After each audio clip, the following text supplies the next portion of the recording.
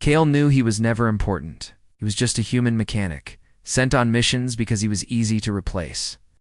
When his crew left him alone on an ancient alien ship orbiting a dead moon, he realized how little they cared. He didn't even say goodbye properly. Just a quick, cold message on the radio. Try to fix the core, Kale, if you can't. Well, good luck. The ship was huge and old. Its halls were dark, cold, and filled with strange symbols carved into metal walls. The air was heavy but not deadly. Kale thought the ship was dead. No lights, no sounds, no sign of life. But as he walked deeper, he felt something. The walls pulsed with a faint glow, like a heartbeat. The floor vibrated sometimes, as if something big moved far below. He tried to tell himself it was just his imagination. He had only 3 days of food and a small toolkit with broken tools. He spent the first day searching for a working computer terminal. When he finally fixed one, he started reading the old ship logs. What he found made his heart pound faster than ever before. This ship wasn't just a warship or cargo hauler. It was a zoo, a royal zoo for an old alien empire that was long gone. And the main attraction was something called Derelict Species 7. The old videos showed dragons, huge creatures with wings, scales and eyes like burning stars. They were kept in shimmering stasis fields, frozen in time. Kale watched the recordings, horrified and amazed. These dragons were big enough to tear ships apart. But what scared him most was the message in the log. The stasis fields failed decades ago. That meant the dragons were awake. And something big was still moving in the lower parts of the ship. By the second day, fear started to eat at Kale's mind. Every hour he heard noises, claws scraping on metal, deep growls echoing through long hallways. Sometimes the lights flickered as if something powerful moved nearby. I found claw marks on doors, some of them deep and burned as if a giant. The animal had tried to break through. He knew he was being hunted, or at least watched. He blocked the engine room door with heavy crates and metal panels. He couldn't sleep, so he sat by the computer, trying to find a way to call his crew. But there was no signal strong enough to reach them. His stomach hurt from hunger, but the fear kept him awake. He felt like prey, trapped in a dark maze. Late. That night, the computer terminal flashed. First, he thought it was another system error. Then words appeared on the screen. "You are not prey." Kale's hand shook. He typed quickly, almost dropping the keyboard. "Who are you?" Strange symbols appeared, but somehow he understood them. "Mine taste you. You are not like the others." His heart raced. He wasn't alone. Something was here, and it was talking too. Him. Before he could reply again, he heard footsteps. No, not footsteps. Heavy, slow thuds, like giant animals walking. He turned around and saw them. 2 dragons stepped into the flickering lights of the engine room. One was massive and red with black scales and eyes glowing like molten lava. The other was pale blue, with long scars on his wings and bright cold eyes. They didn't roar or attack. They just watched him with curious eyes, heads low to the ground. Kale felt his mouth go dry. His legs were weak.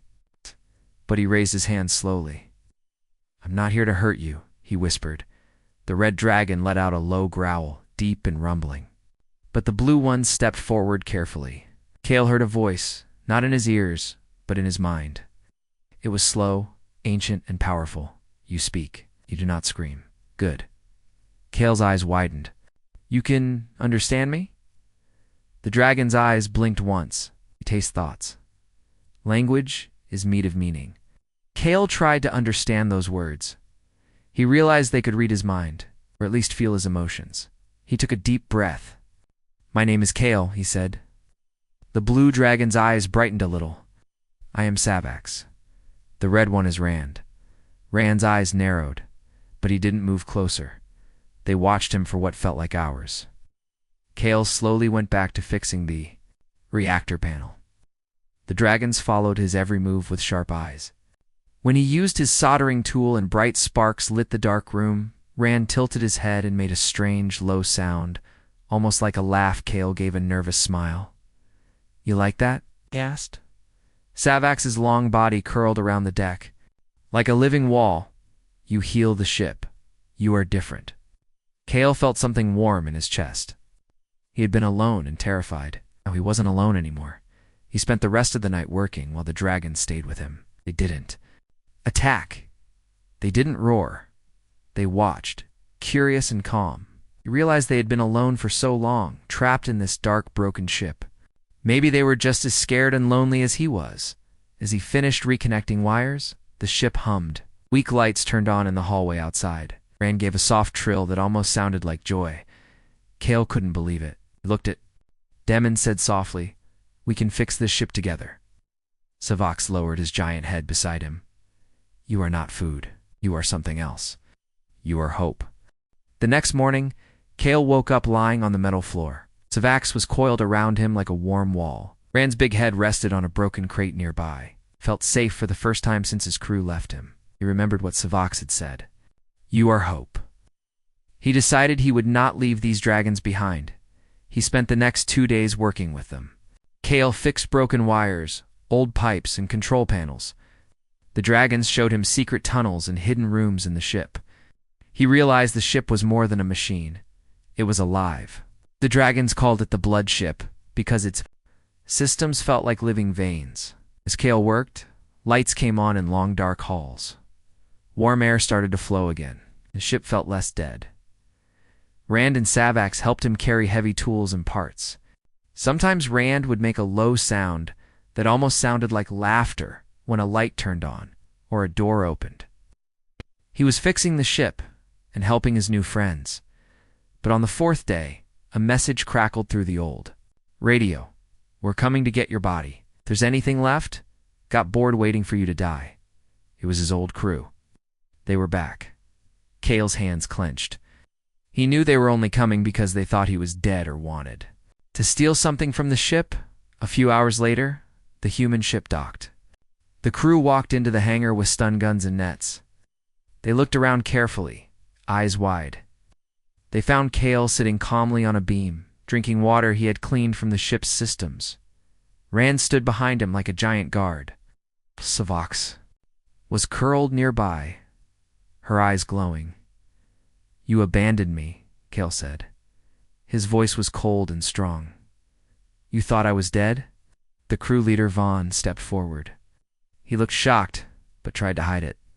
"You're alive, and they didn't eat you?" he asked. Savox moved closer, smoke drifting from her nostrils. "Oh, you left the healer to die," she said in Kale's mind. "Weak minds are prey minds." The humans raised their stun guns. Rand growled, a low, dangerous sound that made the floor vibrate. "Stand down," Kale shouted. "They're not monsters. They saved me." "They talk, they think," Vaughn sneered. "Doesn't matter. Dragons like these are worth millions. Exotic aliens. Taking them." He fired a stun bolt at Savax. She swung her wing, knocking the bolt away. Rand stepped forward, teeth bared. Kale stood in front of them, arms spread wide. "No, don't hurt them," he shouted. Rand and Savax stopped, eyes on Kale. Vaughn glared. "You can't stop us," he said. Kale shook his head. "I won't let you take them, and I'm not going with you. I'd rather die here with them than go back with cowards who left me to die." The hangar fell silent. Savox lowered her head beside Kale. "He stays," she said firmly. The humans looked at each other. They were scared. They backed away slowly, eyes never leaving the dragons. Then they ran to their ship, sealed the doors, and took off. Kale watched their ship disappear among the stars. He felt something deep in his chest. He wasn't scared anymore. He turned to Savax and Rand. "Looks like I'm staying," he said with a small smile. Rand made a happy growl and licked his face with a tongue bigger than Kale's head. Savax's eyes glowed warmly. "You are home now," she said. In the days that followed, Kale and the dragons worked side by side. Together, they fixed old systems and cleaned the ship. The ship woke up. More each day, doors opened with soft hisses. Lights glowed in new colors. Warm air spread everywhere. The ship no longer felt cold and dead. It felt alive, like a home. One night, Kale lay in a nest Rand made from old blankets and insulation.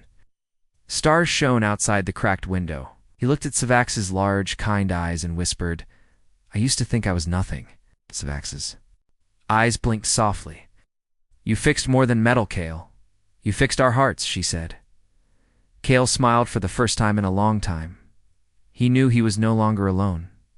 He was not just a mechanic whose family